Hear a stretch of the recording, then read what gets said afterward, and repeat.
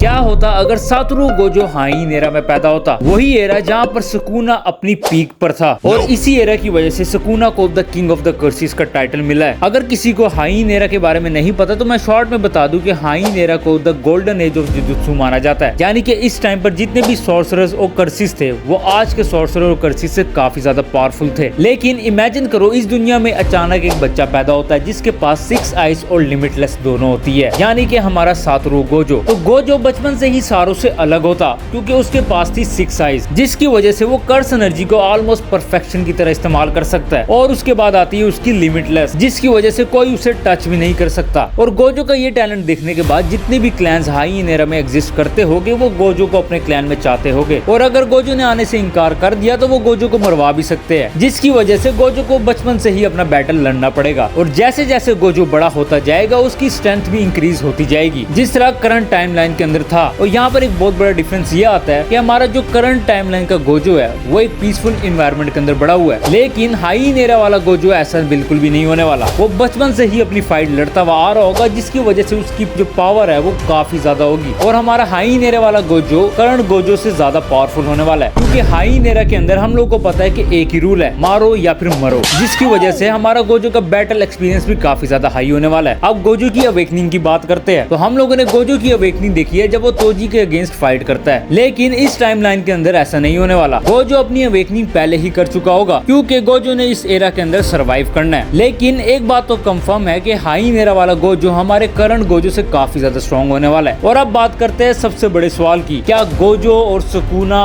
उस टाइम पे दोस्त बनेंगे या फिर एनिमीज? अगर सुकुना एंड गोजो एक दूसरे की रिस्पेक्ट करेंगे तो हिस्ट्री में शायद इनसे पावरफुल आज तक कोई पैदा नहीं हुआ। लेकिन हम लोगों को सुकुना की पर्सनैलिटी के बारे में पता है। सुकुना सिर्फ और सिर्फ स्ट्रेंथ को देखता है, और अगर उसे पता लगेगा कि ऐसा कोई बंदा है जो उसे चैलेंज कर सकता है तो वो उसके पास जरूर जाने वाला है। और ये दोनों आपस में दोस्त हो ये पॉसिबल ही नहीं है, लेकिन एक चीज पॉसिबल है कि ये दोनों क्लैश तो जरूर करेंगे। और इन दोनों के क्लैश से पूरी की पूरी जे के हिलने वाली है, क्योंकि ये जो फाइट करेंगे वो कोई नॉर्मल फाइट नहीं होने वाली। क्योंकि हम लोगों को पता है कि सुकुना अपनी प्राइम में है और अपनी प्राइम बॉडी के अंदर भी है वो, और दूसरी तरफ खड़ा है सातोरू गोजो, जो कि इस पॉइंट ऑफ टाइम पर एक मॉन्स्टर बन चुका है। उससे ज्यादा पावरफुल सोर्सरर कोई है ही नहीं अभी। गोजो का blue, red, infinity, unlimited void, Gojo ये टेक्निक्स इस्तेमाल करेगा। वहीं पर दूसरी तरफ सुकुना अपना डोमेन, क्लीव, डिसमेंटल ये चीजें इस्तेमाल करने वाला है। और याद रखना ये दोनों अपनी प्राइम में है। और सबसे इंटरेस्टिंग बात ये है कि हाइन एरा के अंदर सुकुना के पास ना तो 10 शैडो टेक्निक थी, जिसका मतलब है कि सुकुना माहोरागा को समन नहीं कर सकता। और ये हम सब लोग जानते हैं कि ओरिजिनल स्टोरी के अंदर सुकुना माहोरागा की हेल्प से ही गोजो को हरा पाया था। अब यहाँ पे माहोरागा एग्जिस्ट नहीं करता, तो सुकुना को सिर्फ और सिर्फ अपनी ओरिजिनल एबिलिटीज पर ही रिलाई करना होगा। तो इस सिचुएशन में गोजो के जीतने के चांसेस काफी ज्यादा बढ़ जाते हैं। एक बात तो तय है कि गोजो इस फाइट को डोमिनेट करेगा, लेकिन एक बात हमें भी माननी चाहिए कि हाइन एरा का सुकुना भी एक मॉन्स्टर है। उसका एक बैटल आईक्यू, कर्स एनर्जी और वो जो चीजों को देख के अडॉप्ट कर लेता है, यानी कि सुकुना किसी भी एक टेक्निक को देखता है और उसे अपनी तरीके से मॉडिफाई कर लेता है। तो इसका रिजल्ट तो मैं आपके ऊपर छोड़ता हूँ कि इन दोनों में से जीतने कौन वाला है। लेकिन एक बात तो पक्की है कि अगर ये बैटल होती भी है तो जुजुत्सु वर्ल्ड पूरी तरीके से बदल जाएगा। इसमें सिर्फ 2 पॉसिबिलिटी सामने आएगी, या तो सुकुना कोई लेजेंडरी फिगर बन जाएगा या फिर Gojo the king of sorcerers बनेगा। तो तुम्हारे हिसाब से कौन जीतने वाला है, गोजो या सुकुना? तो कमेंट के अंदर अपने आंसर लाजमी बताइएगा।